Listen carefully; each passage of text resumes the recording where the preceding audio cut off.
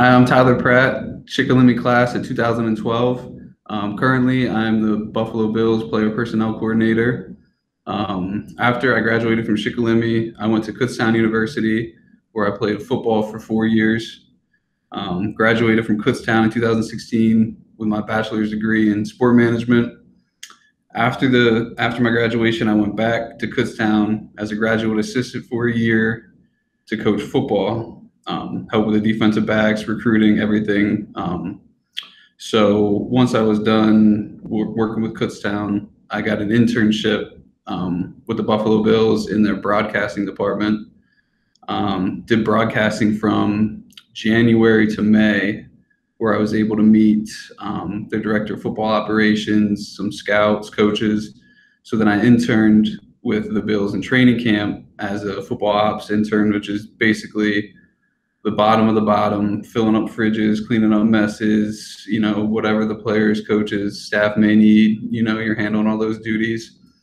So I finished that internship. It was only a couple weeks during training camp. And then that's when I actually transitioned back to Sunbury. I lived in Sunbury, was a substitute teacher for Shikellamy for the year, coached 7th grade basketball, was able to come back to training camp the following year, did the same internship, except this year they asked me, I guess it would have been the year I was there, they asked me to stay on, 2017, I believe, stay on as a seasonal intern, working in operations still, do a little coaching, a little scouting, wherever they needed a body, be a body. Did that for the year. And then after the season, they said, hey, why don't you stay on for the draft through the end of April? And, I was all for it. So ended up staying on for the draft. And then after the draft was when they said, do you want this full-time position we have? You'll transition more into a scouting role versus coaching versus operations. So yeah, I was all for it. And I think it was would have been April 2018. I believe that April 2018 was when I got hired in the position I'm in now. So I've been in that role ever since. In the fall, it's mostly like half scouting, half coaching.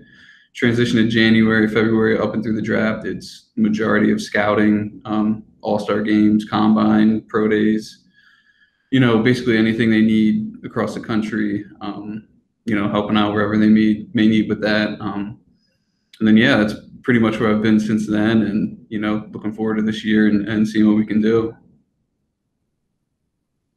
Awesome. I'd say that sounds pretty exciting. I think, I'm not an athlete, but having a friend who is an awesome athlete, I would think that would be like almost like a dream coming true. Like here you are and you got invited back, and obviously there was a reason why they invited you back. Would you have any thoughts on that? Yeah, I would say the first time through it was, kind of getting used to, what was going on, like a new situation, a whole new state, never working with a professional team. And then the second year back, I had basically lived at home for the whole year once I left. And, the second time I went back, I pretty much made it up in my mind that I wasn't going to come back home. I'd rather, for lack of better terms, I guess, get out of Sunbury and you'd see what the world has to offer, I guess. So I basically made it up in my mind that when I go back, I'm not going to come back home. So when I was there, it was little tasks like, the head coach may need his fridge filled up. Well, the head coach is in his office at 5 a.m., so I better fill the fridge up at 4:30 a.m. Or little things like, the receivers coach likes X, Y, and Z. So make sure he has X, Y, and Z before he's in his office. Or, the DB coach had to draw these cards up every day. And, well, he's the one that stays late. So you end up staying late, drawing these cards with him at, 10, 11 o'clock when everyone's gone. So you kind of got to build these relationships with these people. And, once training camp's over, you're not there.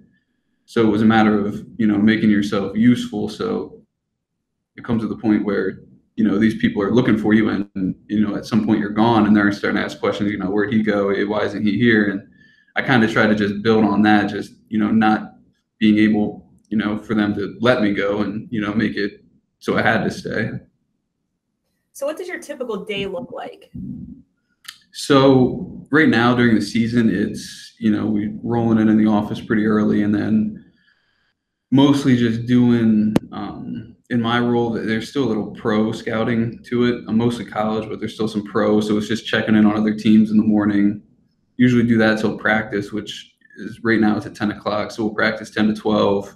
You're out of practice. I'm with the receivers at practice. So, whatever they may need, whatever they want to know, anything like that. So then after practice is over, shower up, you're eating lunch, and then you're kind of rolling into the scouting mode where you're watching the practice you were just at, figuring out like, what's player X doing, player Y, player Z. And then from there, it's, since I'm more college, I'll probably go and watch Penn State players, or I'll watch Pitt or Syracuse. And then just kind of prepping for next year's draft already. So I can kind of get ahead of the ball. So come December, January, when my bosses are asking, who should I be watching?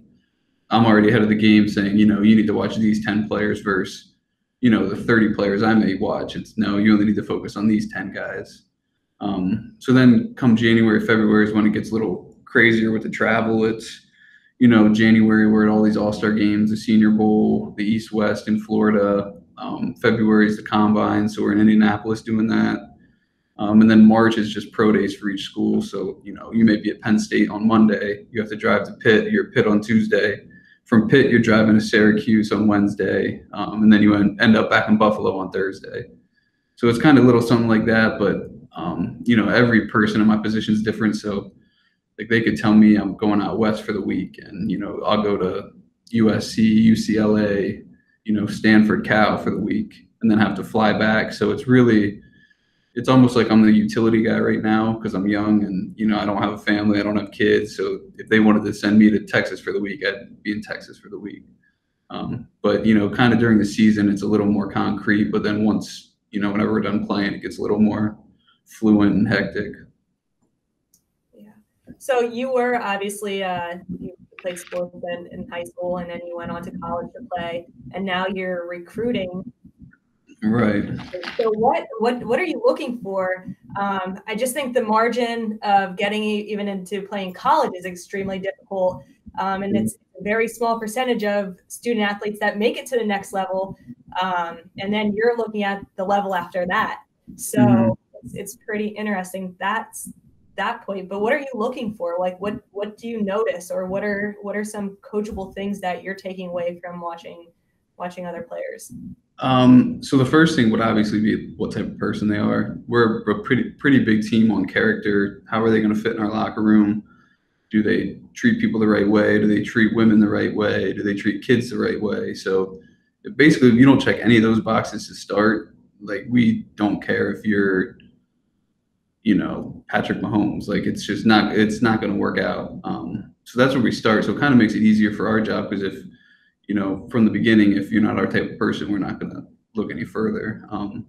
But then after that, you'd be surprised that, you can teach people these things, like what you're looking for. Because we all watch sports on TV. You can see who's fast. You can see who can catch the ball. You can see who can run. You can see who's big. You can see who's strong. So at that point, it's more honing in on, player X is this big, player Y is this big, player Z is this big. So you kind of just, the more you watch and the more you do it, the more, we call it the encyclopedia, the more as your encyclopedia. So you can say, 2 years ago, I would have thought this player was strong. Well, now I've seen 100 players at that position. So all of a sudden, that player, I thought he was strong 2 years ago, but now it's really, he's only average strength. Versus the other 10 guys I saw that, those guys are really strong now. And then being around NFL players every day, you see Stephon Diggs, you see John Brown, you see Cole Beasley. So you see what's playing on our team. So then when you go out and you see these players, or you watch the film of the college guys, you can say in your head, well, if he's not better than, Cole Beasley or Stephon Diggs, he's not going to make our team. So then it kind of makes it a little easier that it's almost process of elimination, how you do it. Kind of relating it to what, you guys do in a classroom. You can probably go through and rank the smartest to the not smartest person just by probably process of elimination of, grouping, or maybe these 5 are the best at math, these 5 are the best at reading, these 5 are the best at science. So then I guess what makes our job interesting is, well, if he's the best at science, I'm not going to give him the math to do, if we have a class project. I'm going to put him in a position where, he's going to be doing the science. I'm going to give these 5 people the math. So it's almost like everybody, if you're playing in college, you're at a certain level of talent. So it's a matter of our job to find, what is your talent? 1, 2, how's it going to fit into our puzzle? And then 3, are you the type of person that's going to be willing to work at what you do to fit into our puzzle? So that's kind of long-winded, but I hope that made sense. Yeah, it definitely does. Yeah, I actually think it really makes a lot of sense, and I think it's good food for thought for middle school, high school students. Mm-hmm.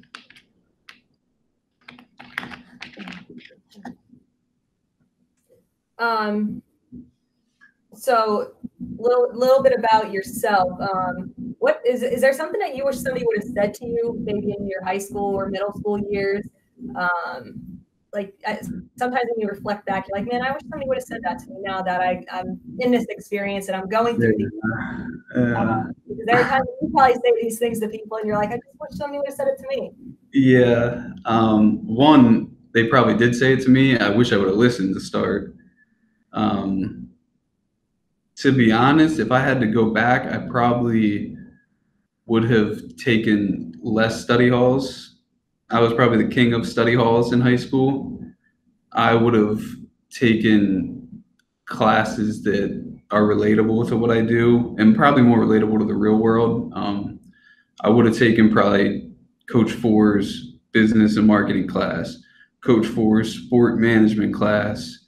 I would have taken accounting. I would have taken accounting too. Like I would have taken these classes that, if I had went to college or not went to college, I would have been able to use those resources in everyday life of, figuring out, bank accounts, like budgeting, things like that, where in my position right now, it's, you can say strictly scouting, but at the same time, the next level up, my bosses are dealing with contracts, they're dealing with millions of dollars with, you're paying different players millions of dollars. You got to negotiate with these players. Well, you may not give him $1 million the first year. You got to give him $1 million the second year. Well, he wants it the first year. So it's like figuring out all this math, all these numbers, and then just the basics of like your sport management, your marketing of, you're with a $1 billion organization. So how, one, can you get it out to the rest of the world? We're in a small market in Buffalo. So it would have been nice to, have a background of those things. If, any conversation you may have, if our owner sitting in one of our draft meetings is curious about how we can, market this player versus that player that we may want to draft, it'd be nice to have a background and say, I know this or I know that, whereas, I never took those classes, so I can't sit there and feel confident talking about, marketing and things like that. I mean, you learn on the fly, but it would have been nice to, if I had gone back to get a base of, that type of area. Thank you. I'll say, if you want to wrap it up, if you could share with us something that you would say is your favorite. It can be a favorite activity, a favorite song, something motivational, a favorite memory. Oh man, memory. I can do my favorite memory at Shikellamy. It was probably just like my everyday, like at the time in high school, kids don't want to go to school, but like looking back, I actually enjoyed going to school. I enjoyed seeing my friends every day. I enjoyed like little things like hanging out in the cafeteria during lunch, just with any group of friends, like no worries, like hanging out after school before practice, like the back of the bus rides to go into sports games, little things like that were probably the best memories I had. Sports were cool. I had a lot of good memories in sports, but probably the little ones that you look back with your boys, the cafeteria, the back of the bus, things like that. Like that's probably more memorable than any sports memory I could have. Awesome. So at Shikellamy Middle School, we have a motto, and we say, be brave. And it stands for bold. It usually stands for respectful, but this year we're saying be resilient, active, valiant, and enthusiastic. So if you could encourage our students to focus on any of these areas, is there one that stands out to you more than another? Yeah, I'll probably hop on the new trend with resilient here. I feel like resilient is one thing that doesn't take, you don't have to be talented to be resilient. You don't have to, be lucky. Resilient is kind of just, you either make it happen or you don't. There's going to be ups and downs. There's going to be cloudy days. Stuff is going to happen to you. So I think being resilient is a matter of overcoming those. Every day is a new day, 1% better every day. As cliche as you want to be about it, you're going to get knocked down. You got to get up. No one's going to feel sorry for you out there. It's a matter of doing it or not doing it. That's kind of how I got where I was. There's no handouts. It's not easy. It's never going to be easy. So, at the end of the day, if you're resilient, and I feel like you can kind of control your own luck, and you can make it work out for yourself.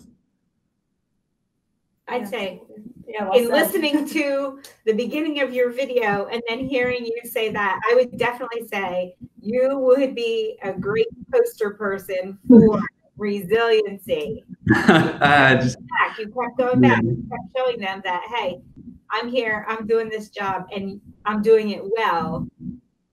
So I think that was a great choice for you. Yeah, school district made me tough. And the other thing is like, you weren't afraid to do the dirty work. You were filling up refrigerators, you were cleaning up messes, and a lot of times people just want the big picture right away. And when you take a step back, you realize that those little steps eventually add up. Like John Wood has said, little things, big things. So it's awesome that you kind of went through that and look at where you are now. Yeah. I like to look at it that way too. I mean, you're never gonna build a skyscraper without a foundation. So you gotta start somewhere. And if you're too big to do the little things, you're never gonna be able to do the big things. Thank you so much for sharing that. I think that's a huge piece for everyone to remember. Yeah, of course. With our students. Mm-hmm. All right. Anything else? I don't think so. So I'm sure you're going to get back to practice or scouting. I mean, I like this little break, so I'll take this. Well, thank you so much. We really appreciate you giving your perspective on your current career to our kids. Yeah, of course. Let me know if you guys need anything else too. All right. Thank you so much. Have a great day. Thank you. Good luck. Yep. See you guys. Bye-bye. Thank you.